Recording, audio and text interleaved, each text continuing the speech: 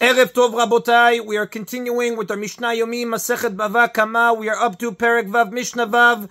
Today's Mishnayot should be Le'elu Nishmat, Neria ben Svetlana, Ranbai, Eliyahu ben Burcha, Israelov, Chana ben Miriam, Sason ben Rain, Yoshua ben Shifra, Menuchatam beGan Eden, Amen, Elavdi ben Chaim Lechaim, and the Refuah Shelemav, Daniel Shalom ben Rosa, and the Achlama Merav, Binyamin Or Tzion Chai ben Dvorah. Betoch Shar Cholei Israel. This Mishnah rules on more cases of fire damage. Gets shiatza mitachat patish v'izik.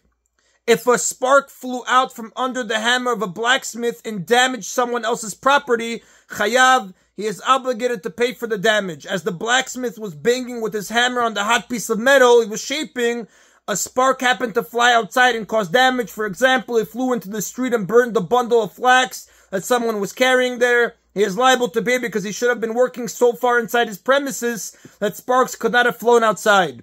Another case, Gamal Shayat Ta'un Pishtan Vavar Birshut Arabim.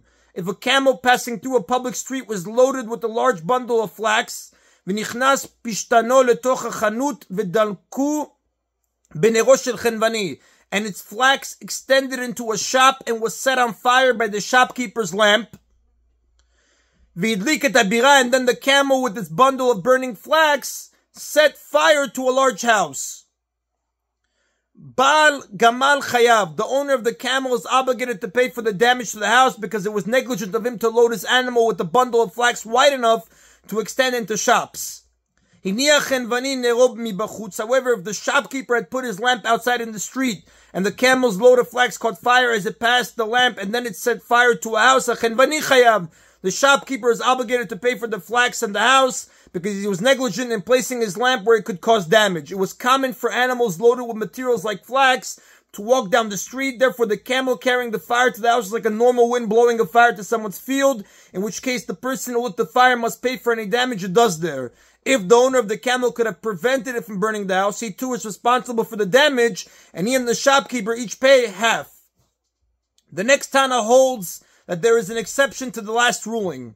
Rabbi Yehuda says, B'ner Chanukah Patur. If the shopkeeper's lamp was a Chanukah light, he is not obligated to pay damages, since it is a rabbinic mitzvah to place the Chanukah light outside, where it can be seen by people. In this way, Rashi says on page 22a, that the miracle of Chanukah is brought to the attention of the people passing by. In this case, Rabbi Yehuda says the shopkeeper is not responsible if it causes damage. Because the shopkeeper had permission to place his lamp in the street, and it was even a mitzvah for him to do so, he cannot be held liable for damage it causes. The first Tana disagrees with Rabbi Yehuda, because in his view, the shopkeeper should have watched over his lamp to make sure that it does no harm. And the Rav tells us that the Halakha does not follow the opinion of Rabbi Yehuda. The Halakha follows the opinion of the first Tana. And that is the end of Perek Vav, Mishnah Vav. We continue now with Perek Zayin, Mishnah Aleph. The rest of the tractate, except for chapter 8, deals with the laws of theft. There are two types of thieves. The Ganav, who steals secretly, and the Gazlan, who robs openly by force or by threatening force. A Ganav is subject to special laws. He not only has to return the stolen item, but must also pay the owner a fine equivalent to its value, as the Torah says in Shemot, chapter 22, verse 3. Therefore, he pays double. The object itself plus its value in money. The extra payment is called kefir, literally double. For example, if he stole 1 zuz, he pays 2 zuz. If he stole a coat that is worth a zuz, he returns the coat and pays a zuz. If the coat is not available, he pays 2 zuz. Another fine that must be paid by a ganav is the tashlumei arba v'chamisha, the 4-fold or 5-fold payments. If he steals a sheep or a goat and slaughters or sells it, he pays 4 times its value. If he steals an ox and slaughters or sells it, he pays 5 times its value. This is a verse in Shemot chapter 21, verse 37. The 4-fold and 5-fold payments include the double payment. So in effect, he pays the double payment plus another double payment in the case of a stolen sheep or goat that he slaughtered or sold, or the double payment plus the triple payment in the case of a stolen ox. Now, this Mishnah points out a difference between the double payment and the 4-fold and 5-fold payments. Meruba midat tashlumei kefel mimidat tashlumei arba v'chamisha. The rule of the double payment applies to more items than the rule of the 4-fold payment and 5-fold payment does. שמידת תשלומי חפל נוהגת בין בדבר שיש ברוח חיים ובין בדבר שאין ברוח חיים. For the rule of the double payment applies to the theft of both living things and non-living things, by stating in the Torah in the book of Shemot, chapter 22, verse 8, for an ox, for a donkey, for a sheep, for a garment, for any lost item, he shall pay double to his fellow. The Torah includes all types of items, whether living or not. ומידת תשלומי 4 ו5 אינה נוהגת אלא בשור ושה בלבד. While the rule of the fourfold and fivefold payments applies only to the theft of an ox or a sheep. The word seh refers to both sheep and goats. We have therefore translated it following the art school translation as sheep, because there is no exact translation, but again it refers to both sheep and goats.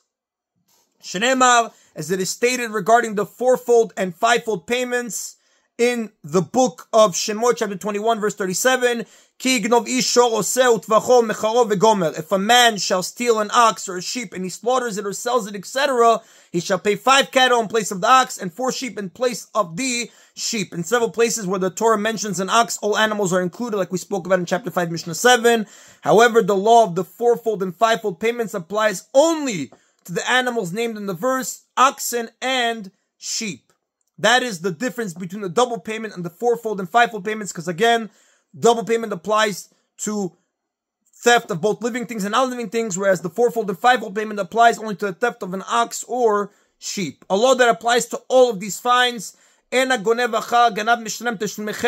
who steals a stolen item from a thief does not make the double payment either to the original owner or to the thief.